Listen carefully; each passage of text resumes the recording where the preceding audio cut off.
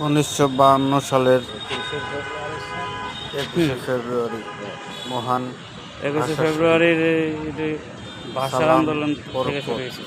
রফিক, বুঝেন নাই? আরো নাম ভাষা না আন্দোলনের জানা জন্য এটা কত শহীদের রক্তের স্মৃতিতম। বিনিময়ে আমাদের এই 21শে ফেব্রুয়ারির ভাষার স্মরণে এই জাতীয় শহীদ মিনার, যাকে বলা হয় কেন্দ্রীয় শহীদ না, মিনার, ওটা স্মৃতিস্মরণে।